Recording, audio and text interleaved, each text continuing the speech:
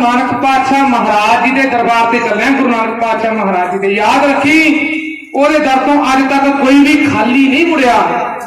ਇਹ ਨਾ ਹੋਵੇ ਕਿ ਸੰਘਿਆਂ ਦੀ ਗੰਢ ਜਿਹੜੀ ਉਹ ਮਨ ਦੇ ਵਿੱਚ ਲੈ ਜਾਵੇ ਤੇ ਉੱਥੋਂ ਜਾ ਕੇ ਖਾਲੀ ਹੱਥ ਮੁੜ ਆਵੇਂ, ਗੁਰੂ ਦੀਆਂ ਬਖਸ਼ਿਸ਼ਾਂ ਤੋਂ ਵਾਂਝਾ ਨਾ ਰਹਿ ਜਾਵੇ।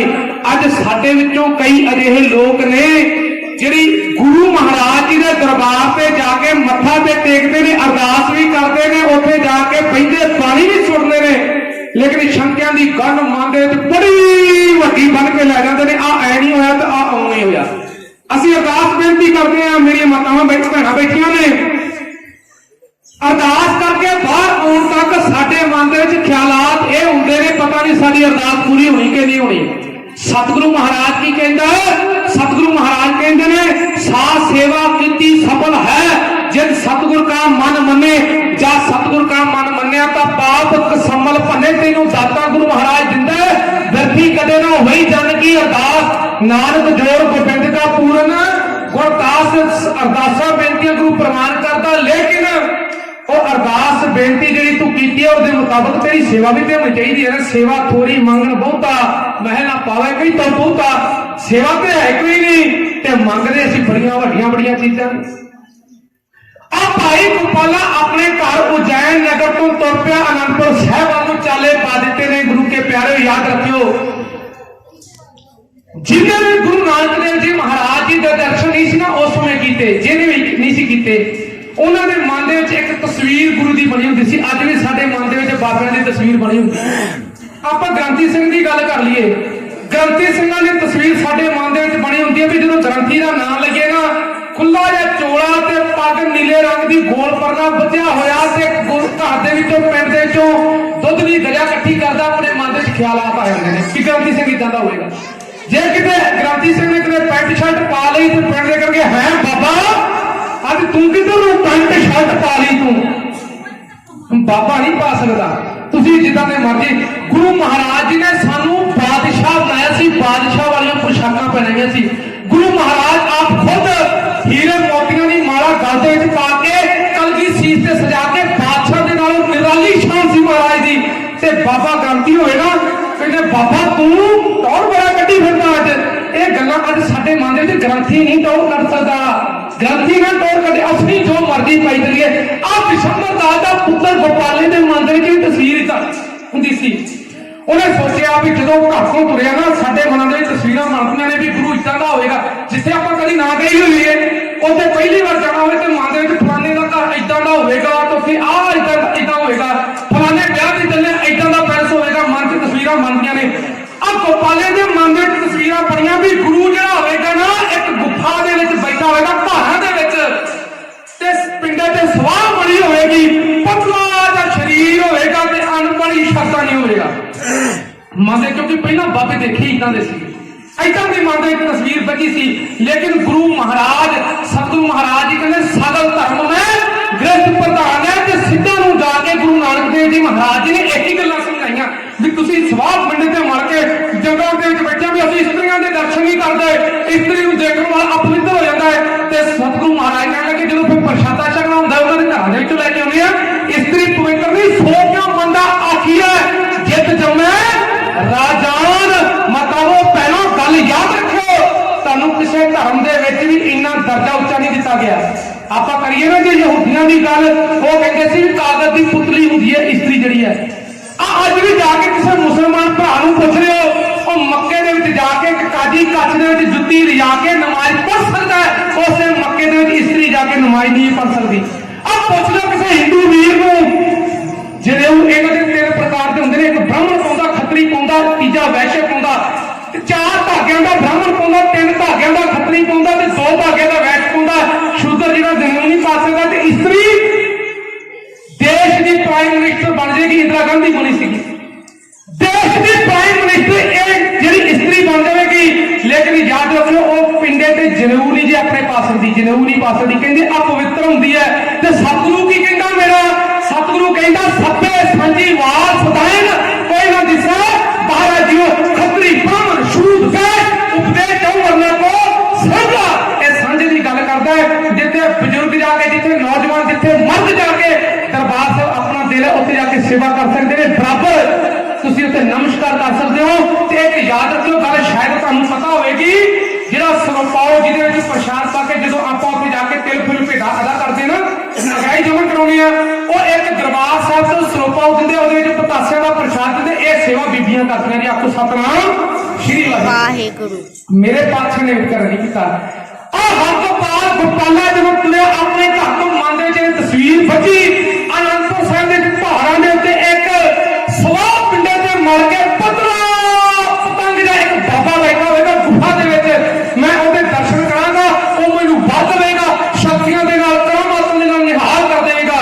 ਤੇ ਯਾਦ ਰੱਖਿਓ ਜਥਾ ਤੁਰਿਆ ਭਰਾ ਦਰ ਭਰਾ ਹੁੰਦਾ ਹੋਇਆ 10ਵੇਂ ਦਿਨ ਇਹ ਅਨੰਦਪੁਰ ਸਾਹਿਬ ਦੀ ਜੂਹ ਦੇ ਵਿੱਚ ਜਥਾ ਪਹੁੰਚ ਗਿਆ। 1500 ਕਿਲੋਮੀਟਰ ਦਾ ਪਿੰਡ ਆ ਜਿਹੜਾ ਸੀ ਤੈਅ। 10ਵੇਂ ਦਿਨ ਜਦੋਂ ਪਹੁੰਚਾ ਅਨੰਦਪੁਰ ਸਾਹਿਬ ਦੀਆਂ ਪਹਾੜੀਆਂ, ਰੌਣਕ ਮੇਲਾ ਜਦੋਂ ਦੇਖਿਆ, ਪਾਸੇ ਆਸੇ ਦੇ ਨਜ਼ਾਰੇ ਦੇਖੇ, ਗੋਪਾਲਾ ਆਪਣੇ ਸਾਥੀਆਂ ਨੂੰ ਪਹਿਲਾਂ ਕਹਿਣ ਲੱਗਾ ਵੀ ਆਹ ਕਿਹੜਾ ਇਲਾਕਾ ਆ ਗਿਆ। ਇਹਦੇ ਨਾਲ ਦੇ ਕਹਿੰਦੇ ਜਿੱਥੇ ਆਪਾਂ ਚੱਲੇ ਸੀ ਅਨੰਦਪੁਰ ਸਾਹਿਬ ਦਾ ਇਲਾਕਾ ਆ ਗਿਆ। ਕਹਿਣ ਲੱਗਾ ਆਹ ਕਿਲੇ ਕਿਹੜੇ ਨੇ? ਕਹਿਣ ਲੱਗੇ ਇਹ ਕਲਗੀਆਂ ਵਾਲੇ ਪਾਤਸ਼ਾਹ ਬਾਜਾਂ ਵਾਲੇ ਸਤਿਗੁਰੂ ਗੁਰੂ ਗੋਬਿੰਦ ਸਿੰਘ ਜੀ ਮਹਾਰਾਜ ਜੀ ਨੇ ਕਿਲੇ ਬਣਵਾਏ ਨੇ। 5 ਕਿਲੇ ਬਣਵਾਏ ਸੀ ਮਹਾਰਾਜ ਜੀ ਨੇ। ਕਹਿਣ ਲੱਗੇ ਗੁਰੂ ਮਹਾਰਾਜ ਜੀ ਨੇ ਕਿਲੇ ਬਣਵਾਏ ਨੇ। ਇਹ ਹੈਰਾਨ ਕਰਨ ਦਾ ਹੈ, ਗੁਰੂ ਏਦਾਂ ਦਾ ਵੀ ਹੁੰਦਾ। ਇਹ ਜਦੋਂ ਪਹੁੰਚਾ ਤੇ ਯਾਦ ਰੱਖਣਾ ਅੱਗੋਂ ਗੁਰੂ ਮਹਾਰਾਜ ਜੀ ਸ਼ਿਕਾਰ ਕਰਕੇ ਆਉਂਦੇ ਪਏ, ਸ਼ਿਕਾਰ ਖੇਡ ਕੇ ਆਉਂਦੇ ਪਏ ਨੇ। ਜਦੋਂ ਦੇਖਿਆ ਕਹਿਣ ਲੱਗਾ ਆਹ ਨੌਜਵਾਨ ਕੌਣ ਹੈ? ਗੁਰੂ ਮਹਾਰਾਜ ਜੀ ਦੀ ਉਮਰ ਉਦੋਂ 25-26 ਵਰਿਆਂ ਦੀ ਸੀ। ਕਹਿਣ ਲੱਗਾ ਹਾਂ ਆਹ ਨੌਜਵਾਨ ਕੌਣ ਹੈ? ਕਹਿਣ ਲੱਗੇ ਇਹੀ ਤਾਂ ਕਲਗੀਆਂ ਵਾਲੇ ਪਾਤਸ਼ਾਹ ਸਤਿਗੁਰੂ ਮਹਾਰਾਜ ਬਾਜਾਂ ਵਾਲੇ ਸ਼ਹਿਨਸ਼ਾਹ ਕਲਗੀਧਰ ਪਿਤਾ ਸਾਹਿਬ ਸ੍ਰੀ ਗੁਰੂ ਗੋਬਿੰਦ ਸਿੰਘ ਜੀ ਮਹਾਰਾਜ ਜੀ ਜਦੋਂ ਸੁਣਿਆ ਨਾਮ, ਕਹਿਣ ਲੱਗਾ ਹੈ ਮਨ ਦੇ ਵਿੱਚ ਸ਼ੰਕਿਆਂ ਦੀ ਗੰਢ ਵੱਜ ਗਈ ਵੀ ਇਹਦੇ ਸ਼ਿਕਾਰ ਕਰਦਾ ਇਹ ਗੁਰੂ ਕਿੱਦਾਂ ਹੋਏਗਾ। ਅੱਜ ਸਾਡੇ ਮਨ ਦੇ ਸ਼ੰਕੇ ਨੇ ਵੀ ਜਿਹੜਾ ਗੁਰੂ ਹੈ ਨਾ, ਗੁਰੂ ਤੇ ਏਦਾਂ ਹੀ ਹੋ ਸਕਦਾ, ਗੁਰੂ ਤੇ ਏਦਾਂ ਨਹੀਂ ਹੋ ਸਕਦਾ। ਅੱਜ ਜਦੋਂ ਮਨ ਦੇ ਵਿੱਚ ਸ਼ੰਕਿਆਂ ਦੀ ਗੰਢ ਵੱਜ ਕੇ ਆਪਾਂ ਗੁਰੂ ਘਰ ਦੇ ਵਿੱਚ ਆ ਗਏ, ਗੁਰੂ ਕੀ ਕਹਿੰਦਾ ਗੋਬਿੰਦ ਭਾਓ ਭਗਤ ਦਾ ਭੁੱਖਾ ਜਦੋਂ ਆਪਣੇ ਦਿਲ ਦੇ ਵਿੱਚ ਸ਼ਰਧਾ ਤੇ ਪਿਆਰ ਲੈ ਕੇ ਆ ਗਿਆ, ਯਾਦ ਰੱਖੀ ਤਰਕ ਲੈ ਕੇ ਆਈ। ਗੁਰੂ ਕੀ ਕਹਿੰਦਾ ਪੂਰਾ ਪ੍ਰਭ ਆਰਾਧੀ ਹੈ, ਪੂਰਾ ਜਨ ਕਾ ਨਾਮ ਨਾਨਕ ਪੂਰਾ ਪਾਇਆ ਪੂਰੇ ਕੇ ਗੁਣ ਗਾਓ। ਸਤਿਗੁਰੂ ਮਹਾਰਾਜ ਜੀ ਕੀ ਕਹਿੰਦੇ ਨੇ, ਜਦੋਂ ਮਨ ਦੇ ਆਪਣੇ ਸ਼ੰਕਿਆਂ ਦੀ ਗੰਢ ਲੈ ਕੇ ਆ ਗਿਆ ਨਾ, ਉਦੋਂ ਤੇਰੇ ਕਾਰਜ ਰਾਸ ਨਹੀਂ। ਕਾਰਜ ਕਿਦਾਂ ਹੋਣਗੇ ਰਾਸ? ਮਨ ਵੇਚਿਆ ਸਤਿਗੁਰ ਕੇ ਪਾਸ ਤੇ ਸੇਵਕ ਕੇ ਕਾਰਜ ਰਾਸ। ਆ ਭਾਈ ਗੋਪਾਲੇ ਦੇ ਮਨ ਦੇ ਸ਼ੰਕਿਆਂ ਦੀ ਗੰਢ ਵੱਜ ਗਈ ਵੀ ਇਹ ਗੁਰੂ ਨਹੀਂ ਹੋ ਸਕਦਾ। ਸਾਡੇ ਮਨ ਦੇ ਵਿੱਚ ਵੀ ਸ਼ੰਕੇ ਕਈ ਵਾਰੀ ਉਤਪੰਨ ਹੁੰਦੇ ਨੇ ਵੀ ਗੁਰੂ ਘਰ ਦੇ ਵਿੱਚ ਜਾਇਆ ਸਾਨੂੰ ਆ ਨਹੀਂ ਮਿਲੇ, ਮੈਂ ਤਾਂ ਇੰਨੀਆਂ ਅਰਦਾਸਾਂ ਕਰਾਤੀਆਂ। ਉਹ ਯਾਦ ਰੱਖ ਗੁਰੂ ਕਿਆ ਸਿਖਾ, ਗੁਰੂ ਨੂੰ ਭਲੀ ਭਾਂਤ ਪਤਾ ਵੀ ਮੇਰੇ ਬੱਚੇ ਵਾਸਤੇ ਆ ਚੀਜ਼ ਸਹੀ ਹੈ ਕਿ ਨਹੀਂ, ਇਹਦੇ ਲਾਇਕ ਹੈ ਕਿ ਨਹੀਂ। ਆ ਭਾਈ ਗੋਪਾਲਾ ਜਦੋਂ ਪਹੁੰਚਾ, ਸਤਿਗੁਰੂ ਮਹਾਰਾਜ ਜੀ ਆਏ ਸ਼ਿਕਾਰ ਖੇਡ ਕੇ, ਸਾਹਮਣੇ ਲੱਗਾ ਸਤਿਗੁਰੂ ਮਹਾਰਾਜ ਜੀ ਦਾ ਦਰਬਾਰ। ਭਾਈ ਗੋਪਾਲੇ ਦੇ ਮਨ ਦੇ ਵਿੱਚ ਸ਼ੰਕਿਆਂ ਦੀ ਗੰਢ ਤੇ ਬੱਜੀ ਹੈ। ਆਪਣੇ ਮਨ ਨੂੰ ਮਾਰ ਦੇ ਕੇ ਜਾ ਕੇ ਆ ਸੰਗਤ ਦੇ ਪਿਛਲੇ ਬਣੇ ਬੈਠ ਗਿਆ। ਸਤਿਗੁਰੂ ਮਹਾਰਾਜ ਜੀ ਦੇ ਦਰਬਾਰ ਦੀ ਅਲੌਕਿਕ ਸ਼ਾਨ ਸਤਪਾਲ ਸਿੰਘ ਤਾਜਾ ਢਾਡੀ ਜੱਥਾ ਸੱਸੀ ਛੰਦ ਦੇ ਵਿੱਚ ਹੈ। ਕਿਉਂ ਬਿਆਨ ਕਰਦਾ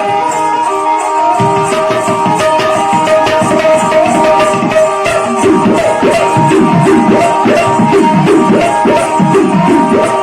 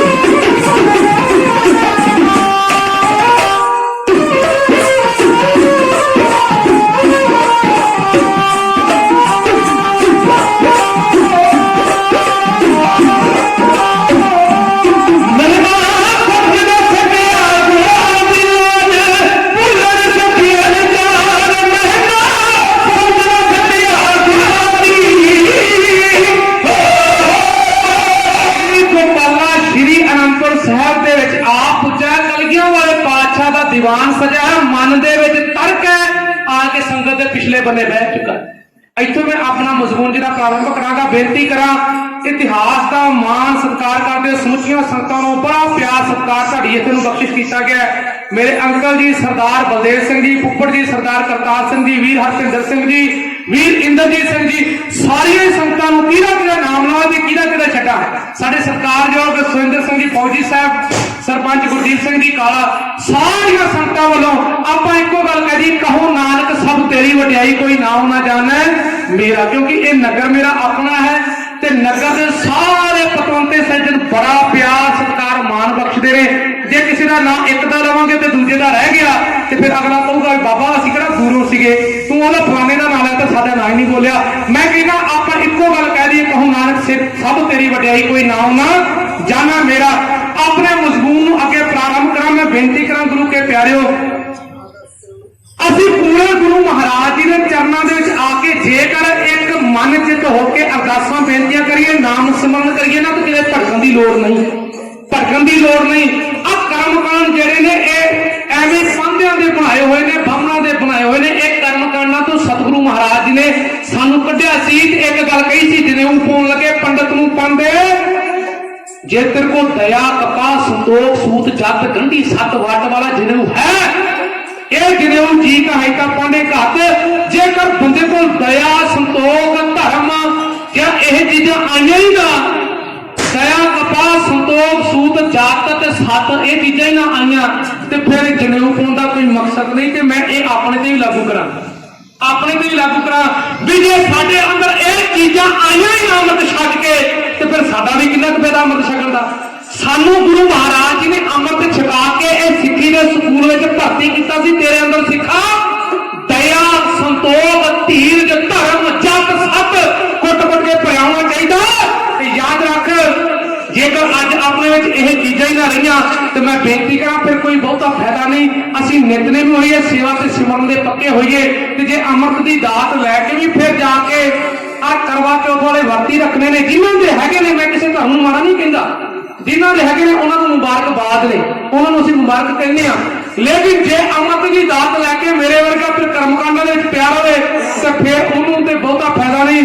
ਕਰਵਾ ਚੌਥ ਵਾਲਾ ਵਰਤ ਰੱਖਣਾ, ਸਾਰੀ ਜ਼ਿੰਦਗੀ ਸਾਰਾ ਸਾਲ ਘਰ ਵਾਲੇ ਨੂੰ ਆਹ ਲੈ ਕੇ ਦੇ ਆਹ ਲੈ ਕੇ ਦੇ ਤੰਗ ਕਰੀ ਛੱਡਣਾ।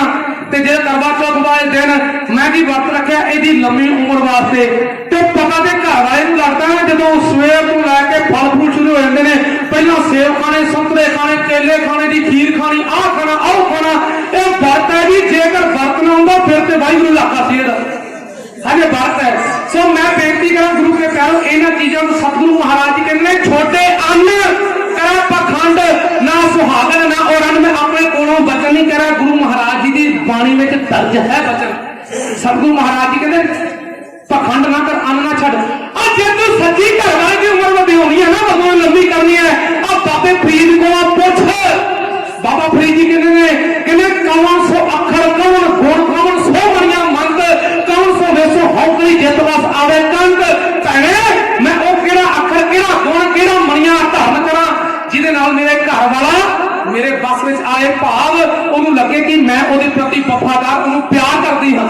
ਤੇ ਸਤਿਗੁਰੂ ਮਹਾਰਾਜ ਜੀ ਦੀ ਗੁਰਬਾਣੀ ਦਾ ਬਾਬਾ ਫਰੀਦ ਜੀ ਅੱਗੇ ਇਹਦਾ ਉੱਤਰ ਵੀ ਦਿੰਦੇ ਨੇ, ਕਹਿਣ ਲੱਗੇ ਭੈਣੇ ਨਿਮਨ ਸੋ ਅੱਖਰ ਖਾਵਣ ਗੁਣ ਜੇਬਾ ਮਣੀਆਂ ਮੰਤ, ਇਹ ਤਰਾ ਭੈਣੇ ਵੇਸਦਾ ਤਰਾ ਵਸ ਆਵੀ ਕੰਤ। ਮਤ ਹੁੰਦੇ ਹੋਏ ਇਆਣਾ ਤਾਨ ਹੁੰਦੇ ਹੋਏ ਨਿਤਾਣਾ, ਅਨ ਹੁੰਦੇ ਆਪ ਵੰਡਾਏ ਕੋ ਐਸਾ ਭਗਤ ਸਦਾਏ। ਪਰ ਸਾਡੇ ਦੀ ਨਿਮਰਤਾ ਕਿੱਥੇ? ਨਿਮਨ ਸੋ ਅੱਖਰ ਕਿਹਾ ਸੀ ਨਾ ਮਹਾਰਾਜ ਜੀ ਨੇ, ਨਿਮਰਤਾ ਕਿੱਥੇ? ਵੀ ਘਰ ਵਾਲੇ ਦੀ ਗੱਲ ਕਹਿ ਕੇ ਘਰ ਵਾਲਾ ਜਾਵੇ, ਹੁਣ ਕਿੱਥੇ ਫਿਰ ਘਰ ਵਾਲੇ ਦੀ ਸ਼ਾਮਤ ਨਾ ਆਜੂ ਵੀ ਸਾਨੂੰ ਉਹਨੇ ਗੱਲ ਕਹਿ ਜਿਵੇਂ ਦਿੱਤੀ। ਨਿਮਰਤਾ ਤਾਂ ਹੈ ਹੀ ਨਹੀਂ। ਖਾਵਣ ਗੁਣ ਖਾਵਣ ਭਾਵ ਸੀਗਾ ਦੂਜਿਆਂ ਦੇ ਪ੍ਰਤੀ ਸੇਵਾ ਭਾਵਨਾ ਦੀ ਜਾਤ ਰੱਖਣੀ, ਉਹ ਤੇ ਸਾਡੇ ਵਿੱਚ ਹੈ ਨਹੀਂ। ਜਿਹੜਾ ਮਣੀਆਂ ਮੰਤ ਦਾ ਭਾਵ ਤੇਰੀ ਜ਼ਬਾਨ ਦੇ ਵਿੱਚੋਂ ਨਿਕਲਿਆ ਇੱਕ ਇੱਕ ਲਫ਼ਜ਼ ਦੂਸਰੇ ਇਨਸਾਨ ਦੇ ਹਿਰਦੇ ਨੂੰ ਠੰਡਾ ਕਰੇ, ਭਾਵ ਤੇਰੇ ਜ਼ਬਾਨ ਚੋਂ ਸਤਿਕਾਰਤ ਸ਼ਬਦ ਨਿਕਲਣ। ਹੁਣ ਦੱਸੋ ਕਿੰਨਿਆਂ ਦੇ ਵਿੱਚੋਂ ਨਿਕਲਦੇ? ਮੈਨੂੰ ਗੱਲ ਕਹਿ ਕੇ ਅਗਲਾ ਇੱਥੇ ਨਹੀਂ ਜਾਂਦਾ, ਮੈਂ ਉਹਨੂੰ ਨਾਲ ਦੀ ਨਾਲ ਜਵਾਬ ਦੇਣਾ ਚਾਹੁੰਦਾ। ਮੈਂ ਵੀ ਵਿੱਚ ਹੀ ਆਉਣਾ ਦੇ ਵਿੱਚ, ਮੈਂ ਆਪਣੇ ਆਪ ਨੂੰ ਬਾਹਰ ਨਹੀਂ ਰੱਖਦਾ। ਸਾਡੇ ਵਿੱਚ ਇਹ ਗੁਣ ਨਹੀਂ। ਜਿੱਦਣ ਧਾਰਨ ਕਰ ਲੈ ਭੈਣੋ, ਉਦੋਂ ਤੁਹਾਨੂੰ ਕਰਵਾ ਚੌਥ ਰੱਖਣ ਦੀ लोड़ नहीं पैनी। उधर सतगुरु महाराज जी फिर अपने आप मेरा बरकता करनगे। मैं अपने इतिहास के नाल जुड़ा। अब भाई गोपाला सतगुरु महाराज जी के दर ते आया ते महाराज जी की बाणी कहती तन मन होए निहाल जा गुर देखा। सामने बाबर बादशाह ने एक बार दर्शन किए ने गुरु का होकर रह गया। सज्जन ठग ने एक बारी दर्शन किए गुरु का होकर रह गया। अब मलक भागो ने एक बारी दर्शन किए, कौटे राक्ष ने दर्शन किए गुरु का होकर रह गया। ते अज असी कितनी बारी करते हैं? मैं तो रोजाना ही प्रकाश भी करदा, फोकस भी करदा। गुरु की गल ते मनदे कोई नहीं असी। गुरु की कहता? गुरु कहना मत विच रतन जवाहर मानक जे एक गुर की सिख सुनी एक ही वसाउणी बड़ी औखी। जे असी ते अहंकार दे नाल भरे पए आ, साडे विच ते रता मात्र भी गुरु की सिक्ख्या की चमक नहीं दिखती पई। मैं बेनती करा गुरु के प्यारो, जदों आया भाई गोपाला सतगुरु महाराज जी के दरबार के विच ते सतगुरु महाराज जी ने दर्शन किए। अद्धा ते शंका गुरु महाराज जी ने चेहरे का जलाल दे के उतर गया। अद्धा शंका ਅਸੀਂ गुरु महाराज जी के दरबार में हाजरियां भरीए ना, जो रागी सिंह कीर्तन करते होण ते कथावाचक सिंह गुरबाणी का इतिहास सुनावे, शब्द की विचार करे, एक बार मन साडा पसीज जाता है भी अज तो बाद कोई माड़ा काम नहीं करांगे। रागी सिंह कथावाचक सिंह दी गल्लां सुन के हुंदा कि नहीं हुंदा भी अज तो माड़ा काम नहीं करते। जदों गुरु घर की जूह चों जिद्दां जिद्दां बाहर आए उदां उदां साडीआं चंगियाइयां भी उत्ते रहियां, असीं नाल ही शैतान मन लैके तुर चले। भाई गोपाला जो गुरु महाराज जी ने दरबार से आया तो गुरु महाराज जी ने दर्शन किए, पीछे जरूर बैठा है, अद्धा शंका उतर चुका है। सतगुरु महाराज जी ने देखा भी उज्जैन की संगत आके मथे टेकती पई है। भाई गोपाला आया नहीं, घट घट के अंतर की जानत भले बुरे की पीर पछाणत। गुरु महाराज जी को पता भी शंकिया की गंढ जी मन के लैके आ गया, शंके मन के कट के नहीं आया। गुरु महाराज जी ने यह शंका निवृत्त करने वास्ते पिछे बैठे गोपाले को आवाज मारी, भाई गोपालिया अब पीछे बैठा रहेगा, विशंबर दास दे पुत्रा आ जा के तेनू तेरे पिता विशंबर दास ने इसलिए नहीं कलिया भी पीछे जाके बह जाए, तेनू गुरु दियां बख्शिशां रहमतां लैण वास्ते कलिया सी। तू तो शंकिया की गंढ मन दे बन के लै आया। ये जो सुनिया गोपाले ने अपना नाम गुरु महाराज जी के चरणों ते आके देखा, सच्चे पातशाह मैं ते भुल्लण सां, मैं तो अपने मन के होर ही तस्वीर बनाई सी भी गुरु इदा का होगा, गुरु सुहा मार के बैठा होगा। तुहाडा जो मैं देखा पहरावा, तुहाडी शान देखी, मैं तो शंके की गंढ मन से बन ली। सच्चे पातशाह भी ये तो राजकुमार जरूर हो सकता, ये शाही खानदान का हो सकता, ये गुरु नहीं हो सकता। अज असीं कहने हाँ भी जिहड़ा बजुर्ग है ओदी माती सियाणी हुंदी। की गल, जिहदा चिट्टा दाड़ा होवे ओही सियाणी गल कर सकता है, जिहड़ा कोई बच्चा सियाणी गल नहीं कर सकता। मैं बेनती करा गुरु के प्यारे, याद रखो अवस्था बनाओ बाबा बुड्ढा जी की। बाबा बुड्ढा जी की उम्र 125 वरे जिहड़े सी गुरु घर दे विच, उन्होंने सारी उम्र 113 वरे गुरु घर दे सेवा की। कभी नहीं उन्होंने ये गल कही, जो दूसरे पातशाह को गुरता गति मिली ना, उन्होंने नहीं कही भी मैं पहला आया गुरु नानक के दरबार में तो मेरी अवस्था बनती है। नहीं, गुरु नानक करके गुरु अंगद देव जी महाराज जी को मत्था टेक दिता, गुरु नानक करके गुरु अमरदास जी महाराज जी को मत्था टेक दिता, गुरु नानक जान के गुरु रामदास जी महाराज जी को मत्था टेकता। कभी ये गल नहीं कही भी एक अनाथ बच्चा मेरे तो मुझसे कितना छोटा से इनू गुरता गति नहीं, ये गल नहीं। गुरु महाराज जी कहते ने जोत ओहा जुगत साए साए काया फिर पलटी है, जोत वही है जुगत भी वही है, केवल ते केवल शरीर पंज भूतक शरीर जड़ा है यह बदलाव होया है। ये धुर अकाल पुरख वाहिगुरु परमात्मा तो जोत साजी आई है। गुरु महाराज जी ने कभी नहीं किया गुरु अर्जन देव जी महाराज जी ने गुरता गति नहीं मेरा हक बनता। बाबा बुड्ढा जी ने कभी नहीं गल कही भी 6वें पातशाह गुरु हरगोबिंद पातशाह महाराज जी ते मैं अरदास की सी। अजकल मेरे वर्गा ग्रंथी एक अरदास कर लवे, जे किसी की दर प्रवान होगी तो सेवक परिवार की सेवा होगी, मेरे विच कुछ नहीं।